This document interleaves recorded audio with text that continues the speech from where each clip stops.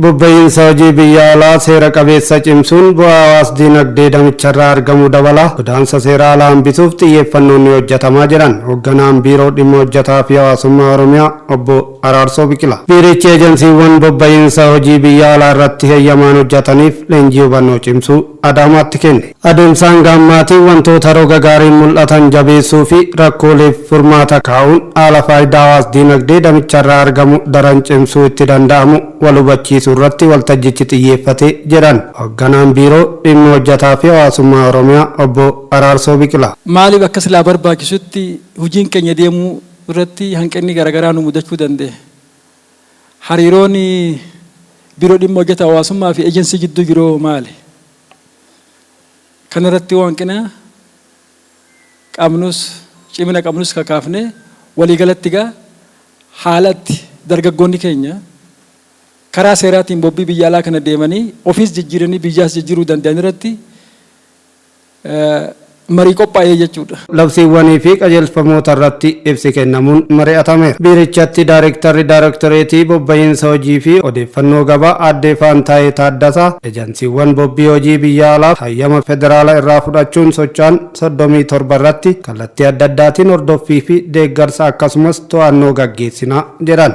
Naannoo keenya keessa fedhii baay'ee jira waan ta'eef bobbii hojii biyya alaa kana fayyadamuudhaaf namni godaansa seeraan alaatiin bobba'uudhaan qurxummii galaana keessatti akka hin nyaatamne gammoojjii keessatti beelaaf dheebuudhaan akka hin dhumne deeman immoo hojiidhaaf deemanii seeraan ala qarshii isaanii qisaasanii maatiinis isaanis rakkoo adda addaatiif saaxilamaa jiru waan ta'eef sana hambisuudhaaf carraa hojii bobbii hojii biyya alaa seera qabeessa kana hubannoo muudhaan babal'isuu qabna waan ta'eef irratti hojjetaa jirra. Hoogganaa itti aanaan biiroo dhimma hojjetaa fi hawaasummaa Oromiyaa obbo Abbatti Haajii gama isaaniitiin lammiileen bobbii hojii biyya alaa karaa seera qabeessaan yoo taasisan faayidaa dinagdee ofii fi biyyaafis fidan maddiitti rakkoo qaamaa hanga lubbuu dhabuutti seeraan ala imaluun geessuu fi qisaasina qabeenya garmalee irraayis baraaramuu jedhan. Eejensiiwwan bobbii hojii biyya alaa irratti hayyama fudhachuun hojjetan tokko tokko biratti karaa seeraa fi seeraan alaa walitti makuun bu'aa hin malle argachuuf socho'uun waan mul'atuuf rakkoo adeemsi kun fiduu batanii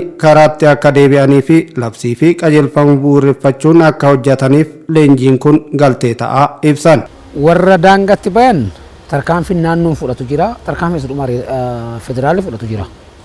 Tarkaanfiin naannoon fudhatu jara kana hojii seeraan alaa kan hojjennetti himu hojii seeraan alaa yoo hojjetanii hojiirraa isaan daangessu naannoo isaatti magaalaa isaatti caasan kenna nu naannoo kenna akka naannoo kenna jennu bakka itti hin hojjenne jedhanii eeyyamuu irraa fudhatantu jira bakka san irraa akka isaan dhaabbatan hojii san irraa dhaabbatan goona ittaan sinee gabaasa qaamni dhimmi ilaaluuf ergina qaamni eeyyama kennee fi eeyyama irraa fuudhuu danda'u kan biraate waan ta'eef gama kanaan eejensii bara dabre keessa lamaan tokko barreessinee irraa kan ammoo cimsinee itti fufuudhaaf amma kan supervisionii geggeessinee to'annaa furdoofi geggeessinee hanqina irratti agarree jira.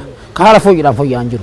Isaan kan waltajjii kanaan hubachiifne kanaan kan fooyya'uu hin dandeenye immoo daangaa aangoo kennaa sanarra dhaabbannee tarkaanfii duraa nutti fakkaatu fudhannee kan nu ol ta'e immoo qaamni dhimmi ilaalu tarkaanfii kan fudhatu godhuudhaaf itti deemaa jirra. Kanaan dura sanni goone jira. Amma immoo waltajjii kanaan namni wal hubatee tokko fara kurraa akka dhaabbatu. Karaa kurraan dhaabanne immoo osoo hin beekne tarkaanfii irratti fudhatame akka hin jenne natti himamee tarkaanfii irratti fudhatame jedhee akka amanu taasisuudhaaf waltajjiin kun nu gargaaraa jennee yaadna. Qaamoleen mootummaa fi miti mootummaa akkasumas hawaasni akka waliigalaatti bobbii hojii biyya alaa seera qabeessa jajjabeessuun miidhaa godaansa seera alaa gara biyya alaatti taasifamu dhabamsiisuuf gahee isaanii baachuu qabus dhaamaniiru. Caasan seera deeggarsa sadarkaadhaan jiru.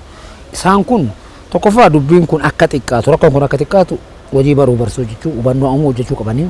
Lammaffaa kan dabre deemoo tarkaanfii seeraa barsiisaa ta'e kan barsiisuu fudhachuudhaaf gumaacha olaanaa taasisuu irra jiraataa kan jiru qaba. Hundumarraa yoo wanni eegamu jira keessumattuu qaamni ijoo ta'an jiru waan ta'eef hojii hubannaa uumuus tarkaanfii seeraa fudhachuus walii tumsinee hojjechuu irra jiraataa kan jiru qaba. Isaa ol immoo hawaasni isatu miidhamaa jira waan ta'eef yoo faayidaa ta'e illee yoo karaa seeraatiin deemee fayyadame isatu fayyadama. Yoo karaa seeraatiin deemee miidhaa irra gahe isatu fayyadama. Tokko karaa mataa keenyarra peenii mataa isaa qaba waan ta'eef hawaasni bal'aan gahee isaa gumaachuu qaba kan jedhu qaba. Yoo akkas goone lammiinis milkaa'aa biyyis milkooftee kan jedhu qaba. Hirmaattonni leenjichaa dubbifne yaada kennaniin haalli hojii keenya gaariidha. Nuti hamma ammaatti kan hojjetaa jirru hojii gaariidha jennee hojjetaa jirra. akka godinaatti illee yeroo hedduu nu bira dhufanii nu gaafatu Oromiyaa irraa dhufanii nu gaafatu hojiin kan keenya sakattiinsa qaba hojii seeraa malee hojjennu seeraan ala hojjennu ulaagaa mootummaan kaa'e labsii mootummaan baaseen ulaagaa sanaan deemaa jirra jechuudha. Haga ammaattis to'annoo nurra jira to'annoo warri nu wajjin jiran qaamni caasaa mootummaa dhimmicha kana ilaalchisu seektarii kana ilaalchisu hunduu nu wajjin jira. Nu waliin deeggarsa nuuf godhaa jira hojii akka gaariitti hojjetaarra inni amanna.